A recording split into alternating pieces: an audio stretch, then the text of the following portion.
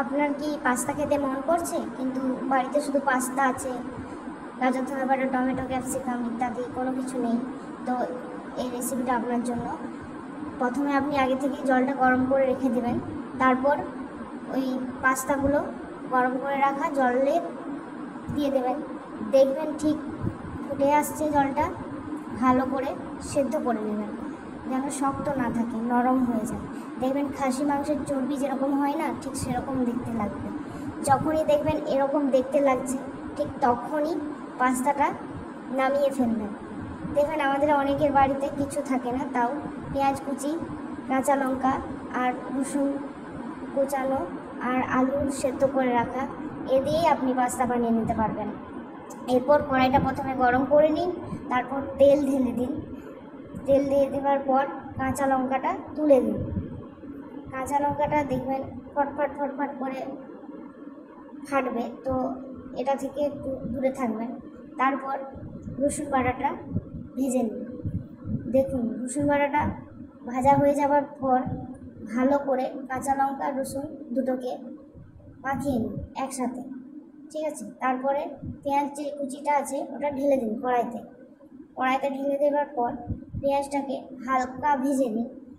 তারপর ভাজা হয়ে যাওয়ার পর এতে 1 চামচ হলদি গুঁড়ো আর 1 চামচ লঙ্কার গুঁড়ি দিয়ে দিন। তারপর সবগুলোকে, আর হ্যাঁ ভুলবেন না কালো মির্চটাও দিবেন। একসাথে মিক্সড করে নেওয়ার পর আলুটা সেদ্ধ করে রাখা ছিল আমার, ওই সেদ্ধ করে রাখা আলুটা আমি দিয়ে দিলাম, আপনারাও সেদ্ধ করে রাখবেন।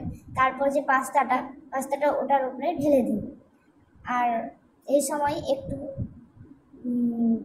কম আঁচে পাস্তাটা করতে হবে, নইলে লেগে যাওয়ার সম্ভাবনা থাকবে, ছুঁয়ে যাবার, ঠিক আছে? তারপর পাস্তাগুলো মাখিয়ে নিন। আলু পেঁয়াজ সব কিছু দিয়ে মিক্সড হয়ে যাওয়ার পর বাড়িতে গরম মশলা থাকলে ওটা দিয়ে দিন। তারপর সোয়া সস আর 1 চামচ চিলি সস দিয়ে পাস্তাটাকে আবার নেড়ে নিন।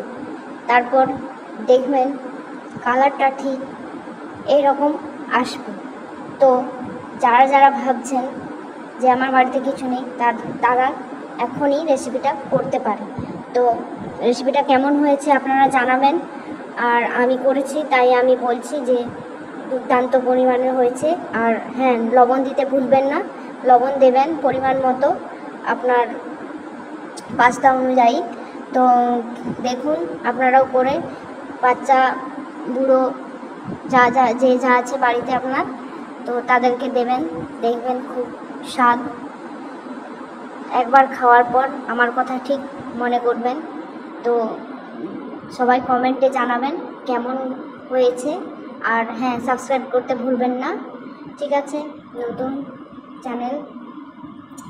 খুব সুন্দর একটা গন্ধ বেরোচ্ছে, আহা কি দারুণ স্বাদের হয়েছে, সত্যি খুব ভালো।